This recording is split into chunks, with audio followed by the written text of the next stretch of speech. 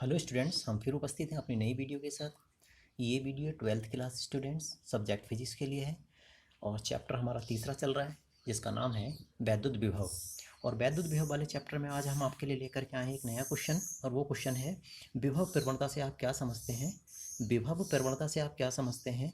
विभव प्रवणता और वैद्युत क्षेत्र की तीव्रता के बीच संबंध स्थापित कीजिए। यानी विभव प्रवणता और वैद्युत क्षेत्र के बीच हमें कहीं ना कहीं संबंध प्राप्त करके लाना है। यानी यह प्रश्न ये इस तरीके से भी आ जाता है या फिर इस तरीके से भी आ जाता है। विभव प्रवणता से आप क्या समझते हैं, सिद्ध कीजिए वैद्युत क्षेत्र की तीव्रता का मान ऋणात्मक विभव प्रवणता के बराबर होती है। यानी वैद्युत क्षेत्र का जो मान होता है वो ऋणात्मक विभव प्रवणता के बराबर होता है। ये बात हमें प्रूफ करके लानी है, सिद्ध करके लानी है। सबसे पहले बात करेंगे हम विभव प्रवणता की। तो क्या होता है विभव प्रवणता, जैसे जैसे हम किसी चालक की लंबाई बढ़ाते जाते हैं। कोई चालक है, चालक को आप अच्छे जानते हैं, जिसमें विद्युत धारा प्रवाहित हो सके वो चालक होता है। तो अगर हम किसी चालक की लंबाई बढ़ाते जाएं तो वैसे वैसे चालक के विभव का मान लगातार कम होता जाता है। यानी इसका मतलब ये है कि अगर हम किसी चालक की लंबाई बढ़ाते जाते हैं तो उसमें जो विभव है उसका मान धीरे धीरे करके लगातार कम होता जाता है। यानी उसमें जो विभव हमने लगा रखा, एक सिरे से दूसरे सिरे पर जाने पर विभव का मान लगातार कम होता जाता है। तो बस यहीं से इसकी परिभाषा बनी है, यहाँ से परिभाषा है। अतः दूरी के साथ विभव में होने वाली कमी को ही या परिवर्तन को ही क्या कह देते हैं, विभव प्रवणता कह देते हैं। ठीक है, यानी दूरी के साथ विभव में होने वाली कमी को हम विभव प्रवणता कह देते हैं, और इसका मात्रक जो होता है वोल्ट प्रति मीटर होता है। ठीक हो गया, तो ये मात्रक हो जाता है इसका वोल्ट प्रति मीटर।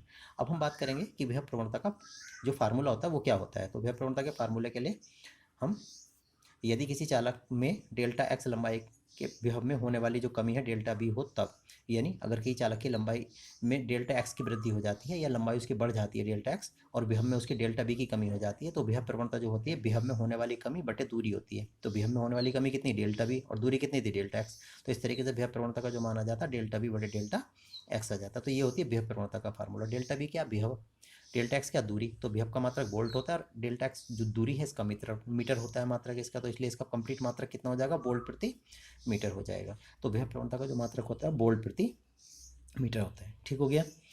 अब चूंकि दूरी बढ़ाने के साथ साथ विभव का मान घटता जाता है, भाई दूरी जितनी बढ़ाएंगे विभव का मान तो घटेगा, और जब दूरी बढ़ रही है विभव घट रहा है तो ये दोनों जो भौतिक राशियां हैं एक दूसरे के जस्ट अपोजिट हो जाती हैं। अपोजिट मतलब डेल्टा एक्स का मान बढ़ाएंगे तो डेल्टा बी का मान कम हो रहा है। तो इस तरीके से करके यहाँ पे एक ऋणात्मक निशान और लगा देते हैं, तो विभव प्रवणता बराबर आ जाता है माइनस के delta B upon delta x. ठीक हो गया, तो इतने वोल्ट प्रति मीटर हो गया।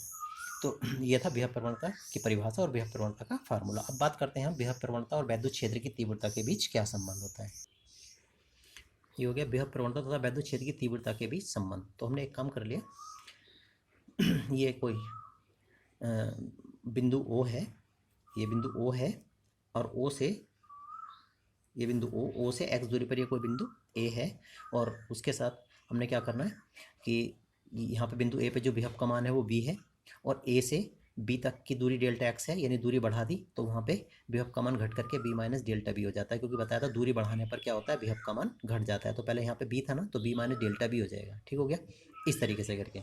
अब ये यहाँ पे बिंदु बी पर कोई एकांक आवेश क्यू जीरो रखा हुआ है, तो सीधी सी बात है इस आवेश के कारण इस आवेश पर कोई ना कोई तो बल लगेगा, और बल जो होगा प्रतिकर्षण का होगा, इसलिए बल की दिशा जो हो जाएगी वो बाहर की ओर हो जाएगी।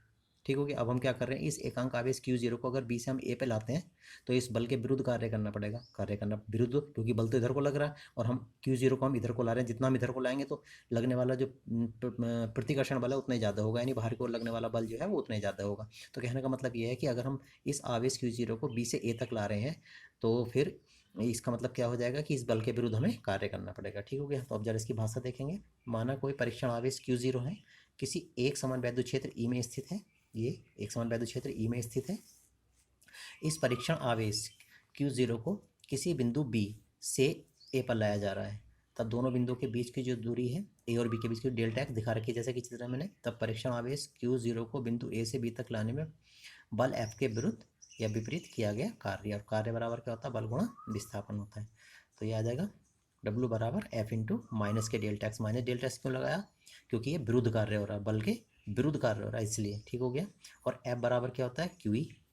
एक समान वैद्युत क्षेत्र में कोई भी चीज़ रखी हुई इस पर लगने वाला जो बल होता है एफ बराबर क्यू ई होता है। ठीक हो गया। लेकिन क्यू का मान तो क्यू जीरो है, तो एफ की जगह पे हमने क्या रख दिया, ई इंटू क्यू जीरो। तो ये रख दिया हमने एफ की जगह पे ई इंटू Q0। तो W बराबर E इंटू Q0 और इंटू माइनस के डेल्टा एक्स हो गया, या W बराबर E इंटू कितना हो गया, माइनस के डेल्टा एक्स हो गया। ठीक हो गया, क्यों? क्योंकि Q0 को हम इसके बटे में ले आए, तो जब Q0 को हम इसके बटे में ले आएंगे तो E इंटू माइनस के डेल्टा एक्स रह जाएगा। इसे इक्वेशन नंबर हमने यहाँ पे ये फर्स्ट कह दिया। ठीक हो गया, यानी W अपॉन Q0 बराबर E इंटू डेल्टा एक्स आ गया। आपको पता है W अपॉन Q0 क्या होता है? Q0 क्या होता है? विभवांतर के बराबर होता है। कैसे करके जरा देख लो। W अपॉन Q0 बराबर विभवांतर होता है। विभवांतर की परिभाषा में आप देखोगे तो हमने W अपॉन Q0 विभवांतर के बराबर दे रखा। विभवांतर यानी विभव में अंतर। बिंदु ए पर विभव का मान कितना था? V, और B पर कितना था? B minus delta V। तो अंतर कैसे निकलेगा? B में से ये वाली वैल्यू घटा दीजिए। जब घटाएंगे तो ये आ जाएगी हमारे पास W अपॉन Q0 बराबर, जैसे ही ब्रैकेट को खोलूंगा तो माइनस और ये प्लस हो जाएगा, तो ये कट जाएगा आपस में, डेल्टा भी बचेगा। यानी इसका मतलब ये हो गया कि W अपॉन Q0 जो आ गया वो कितने के बराबर आ जाता है? डेल्टा B के बराबर आ जाता है। ये आ गया W अपॉन Q0 बराबर डेल्टा B, यानी W बटे Q0 हमेशा विभवांतर के बराबर होता है। इसे इक्वेशन नंबर सेकंड कह दी। अब हमने क्या करा, W बटे Q0 यहाँ से W बटे Q0 का मान डेल्टा B है, ये उठाया और समीकरण नंबर फर्स्ट में रख दिया।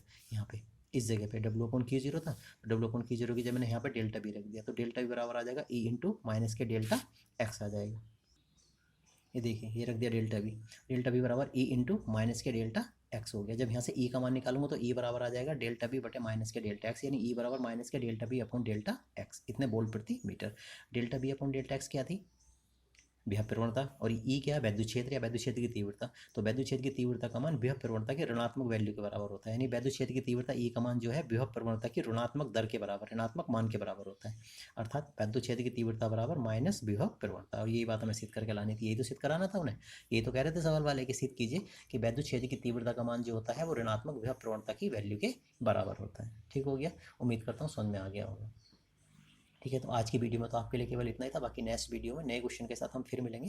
धन्यवाद।